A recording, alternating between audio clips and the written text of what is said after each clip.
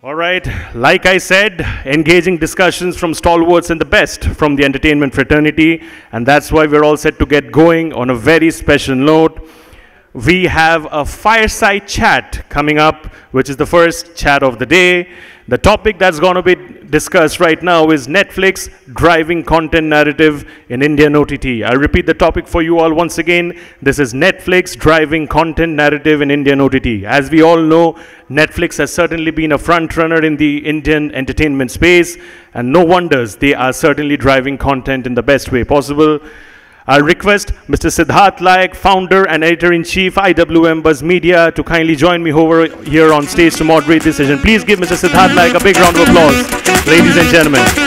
And alongside him, we'll be having Ms. Monica Shergill, Vice President Content, Netflix India, over here. Please give her a big round of applause, ladies and gentlemen. Monica, ma'am. Thank you so much for being with us over here, ma'am.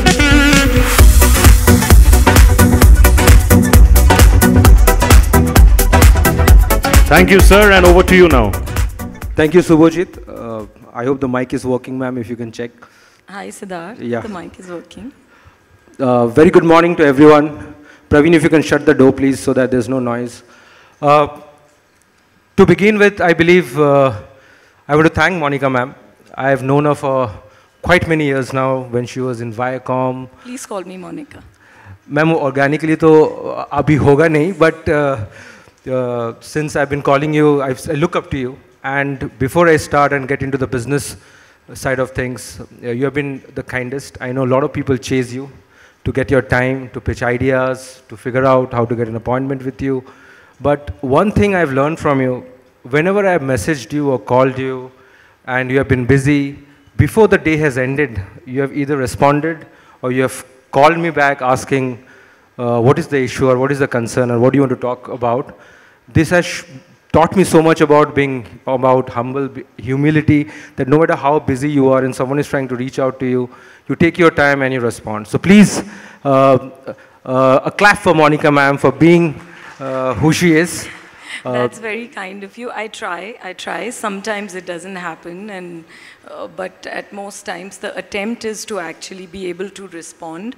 But sometimes you just get overwhelmed with the sheer volume of new numbers that you're getting messages and calls from, and that gets hard. Wonderful. So Praveen, if you can start the timer also, I believe, so that we can keep a tab of the conversation here. Ma'am, we have some questions. A lot of people who want to know what's happening in Netflix. Congratulations, it's been a fabulous year for you. You know, you've been on a roll. The shows, here is Scoop, Hira Mandi, Maharaj, fabulous, Bold Subject, The Great Indian, Kapil Show, Kota Factory. It's been one hit after another. Tell us a bit about the philosophy of choosing content at Netflix, ma'am. Okay, let me start by saying it's 29th of August. And IC-814, the Kandahar hijack, should be dropping in like an hour and a half or so. And that should, you know, with all the titles that you mentioned, it should reflect on the kind of difference in subjects that we look at. And Chamkila and Bhakshak and, you know, the documentaries that we do.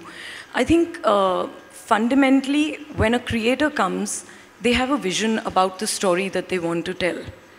As a service, we have to have a vision of the kind of service that we want to create for the audiences.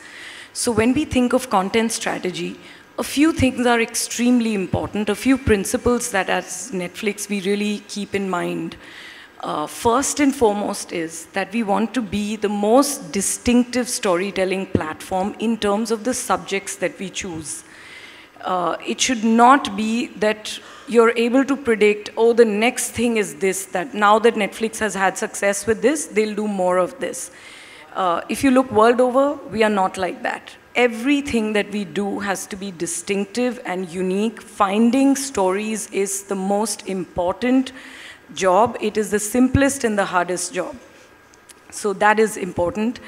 After that comes the variety that we give. It's very important for us that we are always catering to a range of audiences with different tastes and moods. The third thing which is very important is consistency. Netflix must stand for quality. We may not succeed with an experiment every once in a while, but the fact that anyone tuning in or signing up to Netflix should have that trust that if they spend some time watching Netflix, that story will be of extremely high quality, the way it's produced, the way it's made, the way it's told. It may not be of your taste. Sometimes that can happen too, but you must be able to find something of your taste and mood, and it should be of the highest quality, everything. And I think lastly, which I really personally believe in, that as an entertainment professional, you have to really constantly keep surprising the audience. At the end of the day, the audience is the one who decides, and they know what they want to watch. No matter what you tell them, they know what they want to watch. So you have to surprise and delight the audience. Those are the things that we keep in mind. So you spoke about quality, variety, and ultimately the power of the audience. So I believe Netflix, of course, it's a content medium, but data plays a huge role in terms of determining what is working, how many people are watching it, which Indian stories are traveling globally. So when you decide on something, how important is data in deciding which content to greenlit? You know, storytelling is always about gut. It can never start with data. Data can inform you about the potential size of an audience or the genres that work better. For instance, we know in India, and actually the world over, crime thrillers are a very important, genre that works for people. Romance is underserved, so rom-coms are an interesting but underserved space. Comedy is hard to write, hard to land, but people love comedy in any format. Action is something that large audiences go for. Drama is the staple for everyone. But it's really important to know that data can only help inform your budget choices sometimes, depending on the size of audience. But data can never tell you which is the next story that will work. In fact, anyone who thinks that data is driving is absolutely wrong. Actually, it's audience that's driving what needs to happen and what becomes successful or not. A lot of creators sometimes think that they're making for a global audience. There isn't a global audience till the audience makes a story global. Go global, so the journey is always very local, very authentic, very culture specific, and then when it has those key universal themes, those values, those emotions that can resonate with people beyond a certain culture, that's when things start becoming global. So content is about gut, and maybe, of course, data can be a layer in helping you decide. So ma'am, Sacred Games came to India. It changed how OTT business emerged in the ecosystem to Hira Mandi.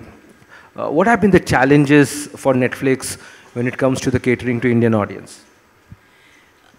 Very interesting question. Nothing good that you want to build is easy or quick. I think we have to remember that. And I say that often to my team. I used to say this a lot to my team when we were also going through the initial tough phase where we were experimenting a lot and we were trying to learn what does Netflix want to be in India, who do we want to be in India. So we launched in 2016. I wasn't a part of Netflix then, but it was like the flick of a switch. Where we were available, but we were not programming. So that is the time we were available to an audience, which is, people who knew about Netflix from the global business, the DVD business, and the new, at that time, House of Cards and the initial shows that had happened. And we programmed our Sacred Games Season 1. I hadn't joined Netflix even at that time. So the initial program, I joined when Season 2 was coming, actually, the back half of 2019. And that was the time we actually started looking at a clear India strategy. I had to hire a team and get a strategy in place of who do we want to be, because the first set of early adopters are always people who like global content more. But when we have to be successful in countries with such a rich entertainment landscape and culture and history and stories as India, you have to be Indian. So our journey to becoming Indian as Netflix has been the journey of the last 5 years. By the way, I've just completed 5 years. Congratulations, so congratulations. Thank you. The first 2 years were a journey to really hire the team. It was also the COVID time. It was not easy hiring a team virtually, getting everyone to understand, align on a strategy. Productions was, very slow. Even when they picked up, as they did after a while. But we were ready with what we wanted to do. And I think we've just been growing from strength to strength, quarter on quarter, both with our original, Netflix original branded slate, and also with how we are buying our licensed films. The best licensed acquisitions films, you're talking about, yes, had to be on Netflix. See, I think everything is falling into place, Touchwood. I can see Namit sir is also here. Ma'am, but this is a competitive space. You're going head on with a lot of other platforms which are equally armed and equipped to tell good stories. So how do you stay ahead of the curve? Because it is competition at the end of the day. आप competition में आगे कैसे रहते हो, ma'am? I really feel that competition is not something to be scared of. Wonderful. In fact, I delight in competition for the simple reason that, as people in the industry, we have to know that competition only pushes us to do better. In a sport, if you don't have competition, we've just come out of the Olympics. We've seen competition. We've celebrated competition. I don't know why we fear competition in the streaming space. It is a new and growing industry. Competition is the best thing that can happen to us because it is actually evangelizing streaming to people. It is increasing the talent pool. It is really, creating new benchmarks, and audiences acquiring taste for stories on streaming. And the best thing about streaming is that it has encouraged innovation. Anywhere you spot a pattern, you spot a formula, streaming is there to break it. We can never repeat, a kind of a story or a treatment that we've done because people are watching so much from across the world. On Netflix itself, with our subbing and dubbing in nearly 37 languages, we have taken stories from one culture to another culture. There are, people who love Korean stories, people who love Japanese anime, Spanish stories. Our stories are trending in so many countries around the world. So I really feel, and since you're a very key member of the media, I would actually like to take this opportunity on this platform to say that I feel as media and as journalists, you must encourage competition. Absolutely. That paradigm shift needs to happen perhaps in the way we look at it, where we embrace competition, we celebrate. I mean, I'd love to learn from somebody else's mistakes and wins. I can make my own, and I do.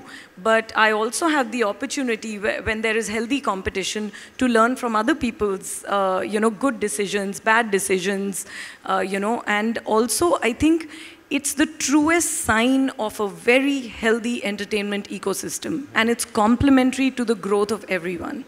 So embracing competition to stay ahead, I believe that's what you're talking about. Now tell me one thing, ma'am, you at times spend heavily on big stars also, being part of projects. Big labels come in, big star value come in. So do you think it really helps to have a big star in a series to gain viewership, or you feel no, end of the day, something like a Cora, of course, phenomenal actors, Barun and everyone, but might not have the immense star power, but it's amazing. So what do you think, casting a big star guarantees you certain viewership, or you feel no, story remains the key?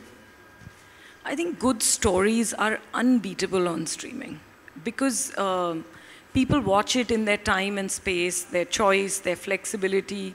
As we often say at Netflix, you don't just play, you have to play and stay.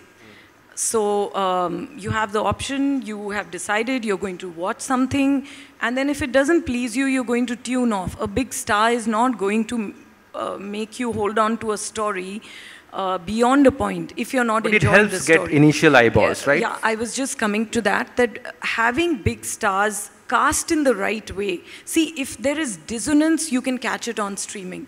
So, because people also want the right mix of authenticity, parts that stars are owning up and slipping into the character. So I think big stars help in promotions, they help in the initial uptick. But your story, your writing, the way a story has to resonate with people, I think that is most important on streaming, because you're watching in your time and space. It's not like footfalls in a theater where a big star will pull you to. And actually, I think audience is fast recognizing the value of stories even in theaters. Yeah, absolutely. You can see that. So now one wonderful coup of sorts that you have done is to get Sanjay Leela Bhansali to direct on the small screen. You have actually made the small screen go big, the canvas and everything.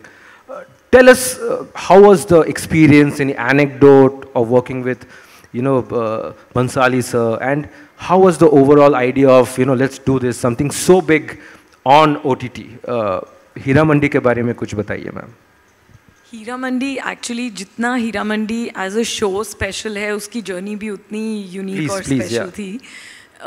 So actually Ted had met SLB, and when they were considering sort of, starting in India with original programming, and he was very keen that we should partner with the best creators here who can tell very, very Indian stories. And they met, and then, Bella met, and when I joined, I met, and we identified, I mean, the coup was to get SLB to do a long format, storytelling and not film. Yeah. So I think that was the exciting part, and that was the tough part, and he had this story which he had been sitting on for more than 14 years, and he knew it couldn't go in a film format, so really just getting that out of him and having that journey to create it into a series was the fun part. The first couple of years were actually, working on several drafts to land a long format story, because he is very used to a film format and he really knows this like the back of his hand. But he also knew that, I mean, he's a great lover of series on Netflix. He's a fan of Crown and many others, and so that was a very interesting journey to actually work together to land the story in a series format, to have that very important part of the freedom struggle and how that goes with the drama that's happening. And then actually, honestly, we produced it very fast, unlike many other shows that take longer in production. Once we had it on paper, it was actually pretty fast. We turned it around in 2 years, but that initial process of getting it into a long format was the main thing. And it might be surprising for many people. Everyone thinks that he might be difficult and not collaborative, but actually he's one of the most collaborative people because he cares to appeal to his audiences. He's very mindful of that. So yes, sometimes he would listen and not be happy with what I was saying, but then he would always come back and say, okay, I got it now, so come, let's approach it this way. And always come back with something which was even more amazing. I think it's fascinating, and it's traveled the world. I mean, you got a lot of diaspora audiences. I was speaking to the PR team at Netflix, and they mentioned how the story has traveled all over the world. So congratulations on that. Ma'am, can I mention something here? Please go ahead. Yeah. There's something which Hira Mandi did, which many of our stories do, is called the Netflix effect. I don't know if you know about the Netflix effect. It's local stories traveling the world? No, actually that's not the Netflix effect. That also happens and is a part of the Netflix effect. But what we've observed is that what the Netflix effect is how stories from Netflix have begun influencing culture. And they seep into culture, and they inform and shape modern contemporary culture and conversations. So I'm very proud and actually humbled that Hira Mandi, also amongst the greatest stories across the world on Netflix, became that story and informed, you know, and had that Netflix effect where it influenced fashion, beauty, conversation, social media in a way that was really... Huge memes. Yes, absolutely. Social media is all over. Just like when you look at the Queen's Gambit and you say chess became the favorite sport and the sale of chess sets went up, or how Stranger Things influences, how Bridgerton has influenced, you know, the same way Hira Mandi from India became that, had that Netflix effect. So it's indeed that Indian story is traveling and it has the Netflix effect. I'm sure every country has their own Netflix effect story. We got glad that we have Hira Mandi here. Now, ma'am, there's so many creators over here. People who are in the room, they will watch you. Storytellers, creators are ample in India, Bombay country. Everyone might not have access in terms of to pitch to Netflix, but they can be good writers or concepts. So what are the genres you're focusing right now? And what would typically be the process if someone wants to pitch a concept to Netflix? How do you go about it? The way we look at it, I mean, writing is the heart of everything that we do on streaming. It's really, really important. It all begins from there. And when the writing is great, it leaps on screen. The job becomes easier. It's never easy, but it becomes easier with great writing. The way to pitch to Netflix is we have a Netflix Bible, which actually we share openly with everyone. We do a lot of workshops. We've done many workshops for screenplays, for training creative producers, music producers, VFX people.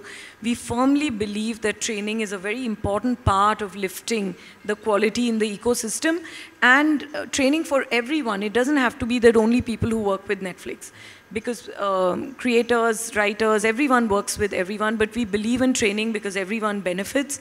And then the way to pitch it is to have access, to the Netflix Bible, put your stories in that. It's easy to be able to look at what that means and what is the key sharp pitch of the story is. The second thing to do is to partner with a producer. It gets very hard for us when multiple writers approach individually. It's not possible to be able to deal with that volume because we get a huge volume of pitches and there's only finite time, finite you know, resources in teams. We read everything, but it's important to come with a producer or you know, a creator who, you know, can like... Who's in the business. Who's in the business. That helps us validate what's coming. Because out of hundreds of pitches, there might be that one story which comes individually, which is exciting, but it's too much of bandwidth drain to be able to go through that. So please come with someone who also brings in producing heft. And it doesn't mean only always very experienced, but a meaningful. It makes life easier in terms of... Yes, the process and, you know, and yeah, and then we set up meetings or you send us emails and we go through it and we revert. That's the way about it. I think that clarifies a lot of questions here. And I have to speak about the Kapil Sharma show. It's very, you know, unlike Netflix because Kapil is a mass, you know, face. Netflix is a little niche, you would say, in terms of storytelling. But it's worked great for you. Please tell me, like, how did the idea come about getting Kapil Sharma to Netflix? You know, when streaming started in the country, and India is a representative of every other market, successful market across the globe for Netflix on streaming. As leaders in streaming, we've realized globally that when you start in a market, you always, like I said, have the early adopters who have a specific taste, who are familiar with international content. But streaming is on a journey to, people are turning to digital for, you know, a lot of content, entertainment, stories that they can watch at leisure in their own time and space. As streaming has been growing, more and more people are moving on to streaming. You go to a medical clinic, a doctor's clinic, you'll find people waiting, watching on their phones. They're hooked to their phones. You're on the road, in traffic, you find people watching. So streaming is accessible to people. When a medium or a platform is accessible to people, the entertainment also has to be accessible to people. So for us as Netflix, it's very important to cater to a wider and wider set of audience, and not, which doesn't mean, by the way, give up on, the early kind of stories that we were doing. When a Kohra comes or a Scoop comes, it caters to the same audience like Sacred Games and that much more.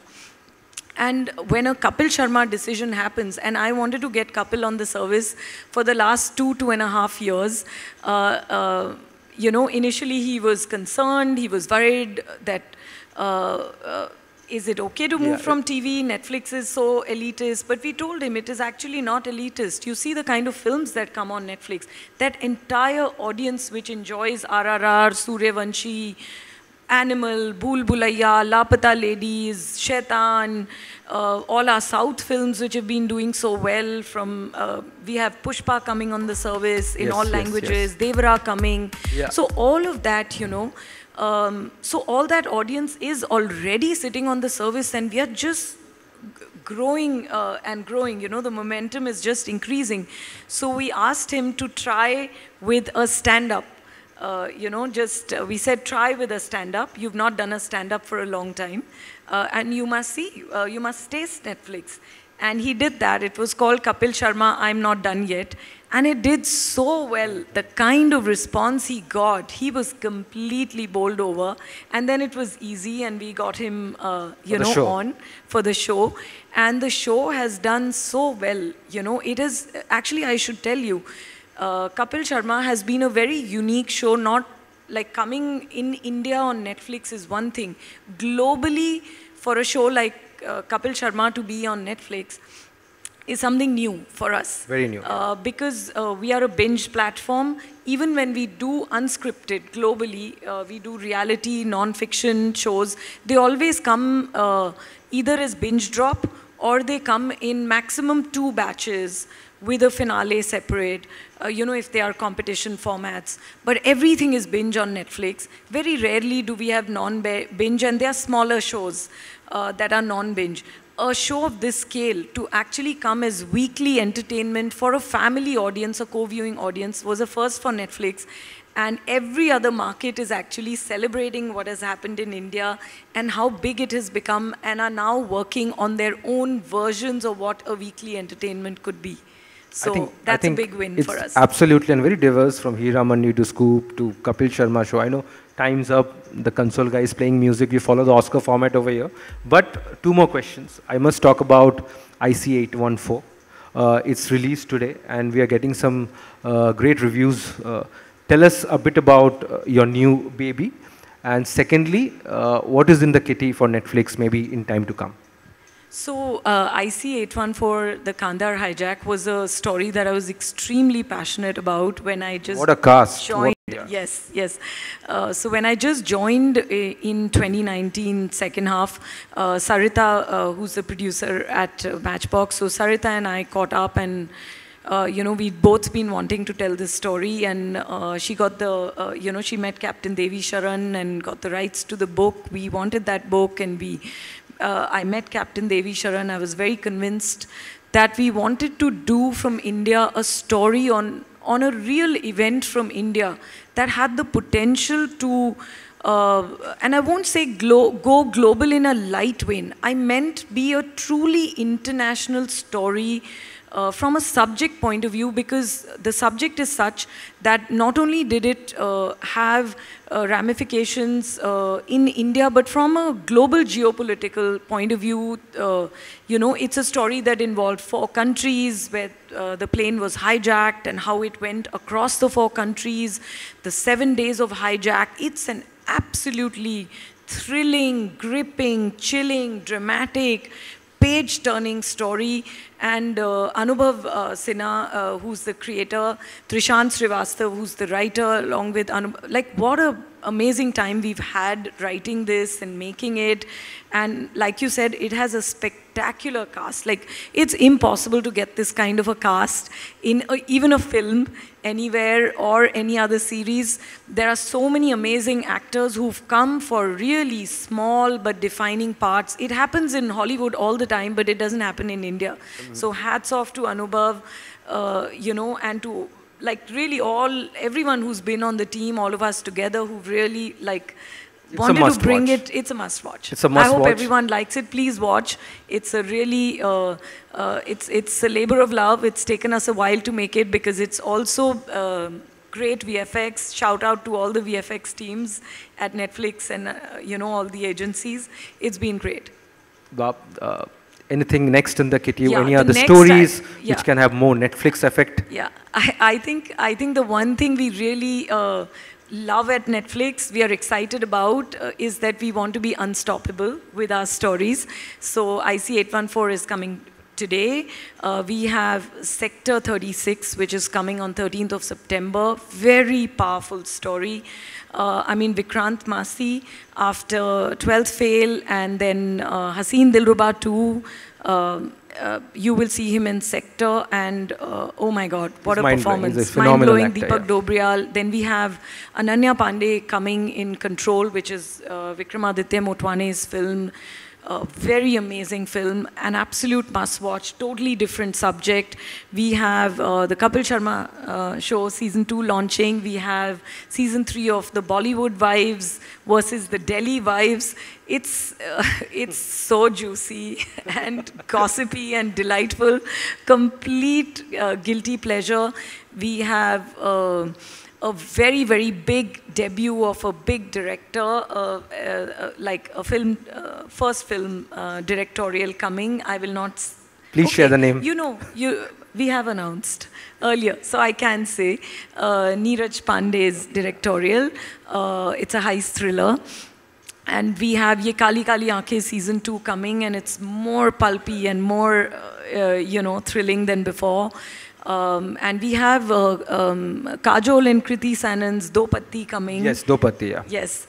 And all till March? And Mismatch season 3 coming. Prajakta. So there's a ton of stuff, and we have some of the biggest post-theatrical cinema coming.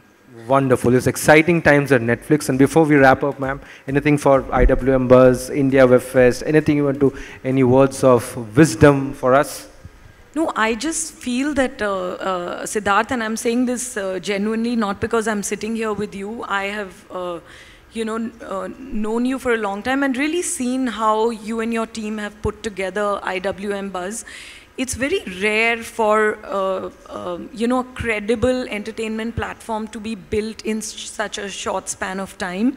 So I think kudos to how relentless you've been, how creative you've been, and you know, how excited you are about the entertainment industry. I think all of it begins with a lot of passion, and then you put structure, and then you put, you know, a lot of sort of effort, energy, and, you know, sort of that mojo behind it. So amazing. All the messages. Yes, so I think that really, truly reflects, you know, how much you care for these conversations to connect people with the creators, audiences, everyone.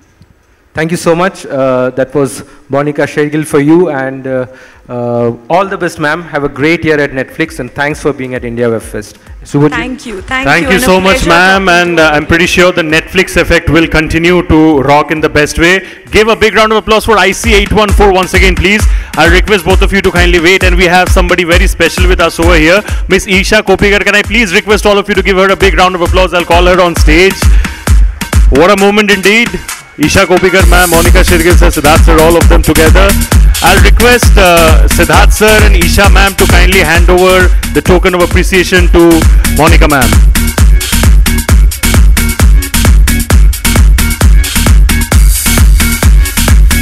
We'll do a group photo in the center if I may request. Thank you.